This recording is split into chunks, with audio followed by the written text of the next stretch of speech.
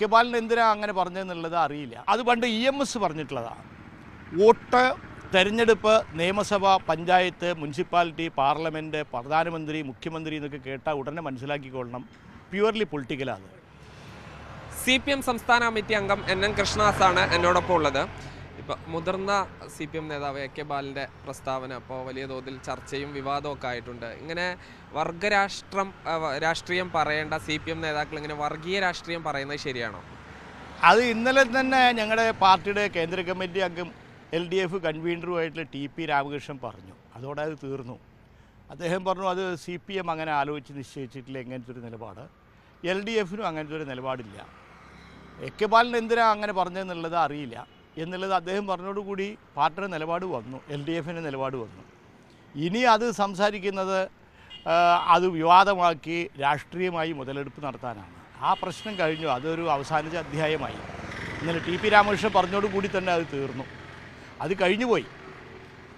ഇപ്പോൾ ഈ ജമാഅത്ത് ഇസ്ലാമി ആണെങ്കിൽ ഏത് സംഘടനയാണെങ്കിലും ഈ രാഷ്ട്രീയമായി വിമർശിക്കുന്നതിൽ ഒരു തെറ്റുമില്ല. പക്ഷെ അടിസ്ഥാനരഹിതമായ കാര്യങ്ങൾ, ഈ വർഗീയ കലാപം ഉണ്ടാക്കാൻ ശ്രമിച്ചു, മാറാട് കലാപം ഓർമ്മിപ്പിക്കുന്നു, ഇതൊക്കെ ഒരു ശരിയായ നടപടിയാണോ? അതല്ലേ സാർ പറഞ്ഞത്. ഇന്നലെ TP രാമകൃഷ്ണൻ LDFൻ്റെ കൺവീനർ, ഞങ്ങളുടെ പാർട്ടിയുടെ കേന്ദ്ര കമ്മിറ്റി മെമ്പർ കൂടിയാണ്. അദ്ദേഹം അതിൽ CPMൻ്റെയും LDFൻ്റെയും നിലപാട് വ്യക്തമാക്കിയതോടുകൂടി ആ അധ്യായം അവസാനിച്ചു, അത് കഴിഞ്ഞുപോയി. ഇനി അതിനെ പറ്റിയിട്ട് നമ്മൾ സംസാരിച്ചിട്ട് തുടരുക എന്ന് പറയുന്നത് ഞങ്ങളുടെ നിലപാടല്ല എന്ന് പറഞ്ഞാൽ അതോടെ തീർന്നു. അത്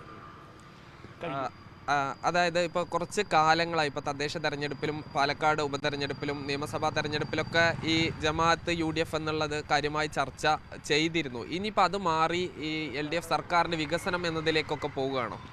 ഏത് കാലത്തും ഞങ്ങളുടെ രാഷ്ട്രീയ കാര്യങ്ങൾ തന്നെയാണ് ജനങ്ങളോട് പറയാറുള്ളത്. അതിൽ നമ്മൾ മനസ്സിലാക്കേണ്ട ഒരു കാര്യം, എല്ലാവരും മനസ്സിലാക്കേണ്ടതാണ്, അത് പണ്ട് EMS പറഞ്ഞിട്ടുള്ളതാണ്. വോട്ട്, തെരഞ്ഞെടുപ്പ്, നിയമസഭ, പഞ്ചായത്ത്, മുനിസിപ്പാലിറ്റി, പാർലമെൻറ്റ്, പ്രധാനമന്ത്രി, മുഖ്യമന്ത്രി എന്നൊക്കെ കേട്ടാൽ ഉടനെ മനസ്സിലാക്കിക്കൊള്ളണം, പ്യുവർലി പൊളിറ്റിക്കലാണ്, സമ്പൂർണ്ണമായും രാഷ്ട്രീയമായിട്ടുള്ള കാര്യങ്ങളാണ്. വോട്ടൊക്കെ ഒരു പ്യുവർ പൊളിറ്റിക്കൽ മാറ്ററാണ്. അപ്പോൾ തെരഞ്ഞെടുപ്പിൽ ചർച്ച ചെയ്യേണ്ടത് സമ്പൂർണ്ണമായിട്ടും രാഷ്ട്രീയമായിട്ടുള്ള കാര്യങ്ങൾ. രാഷ്ട്രീയം എന്ന് പറഞ്ഞാൽ ഞങ്ങൾക്ക് മനുഷ്യരുടെ ജീവിതമാണ് ഞങ്ങൾ രാഷ്ട്രീയമായിട്ട് കണക്കാക്കുന്നത്. അപ്പോൾ കേരളത്തിലെ മനുഷ്യരുടെ ജീവിതം എങ്ങനെ ഇനിയും മുമ്പിലേക്ക് കൊണ്ടുപോകാം, എങ്ങനെയാണ് കേരളത്തിൻ്റെ സാമൂഹ്യ ജീവിതം ഇതിനേക്കാളും മെച്ചപ്പെടുത്തുക, എങ്ങനെയാണ് മനുഷ്യർ തമ്മിലുള്ള സൗഹാർദ്ദം ഇതിനേക്കാളും അഭിവൃദ്ധിപ്പെടുത്തുക, ഇതൊക്കെ അടങ്ങുന്ന രാഷ്ട്രീയമാണ് ഞങ്ങൾ ഉയർത്തിപ്പിടിക്കുന്നത്. ആ രാഷ്ട്രീയം തന്നെ ആയിരിക്കണം തെരഞ്ഞെടുപ്പിൽ പ്രധാനമായിട്ടും ചർച്ച ചെയ്യപ്പെടേണ്ടത്. സർക്കാരിൻ്റെ വികസന നേട്ടങ്ങൾ നിങ്ങൾ മനസ്സിലാക്കേണ്ട ഒരു കാര്യം, ഈ ജമാഅത്ത് ഇസ്ലാമി ആയാലും മുസ്ലിം ലീഗ് ആയാലും ഏതൊരു ന്യൂനപക്ഷ മതസംഘടനകളാണെങ്കിലും മനസ്സിലാക്കേണ്ടത്, ഇന്ത്യയിൽ എല്ലാ മതവിശ്വാസികൾക്കും അലോസരങ്ങളില്ലാതെ അവരവരുടെ വിശ്വാസത്തിന് ഒരു പോറലുമില്ലാതെ ജീവിക്കാൻ പറ്റുന്ന ഏറ്റവും മനോഹരമായിട്ടുള്ള സംസ്ഥാനമാണ് കേരളം. അത് കേരളത്തിൽ ഇടതുപക്ഷമുള്ളത് കൊണ്ടാണ്, അതിന് വേറെ തെളിവുകളൊന്നും വേണ്ട. ഇവിടെ ഏതെങ്കിലും ഒരു മതവിശ്വാസത്തിൻ്റെ, ഇസ്ലാമിൻ്റെ ഏതെങ്കിലും ഒരു വിശ്വാസത്തിൻ്റെ ഒരു പോറലേൽക്കുന്ന സംഭവം ഇവിടെ ഉണ്ടായിട്ടുണ്ടോ?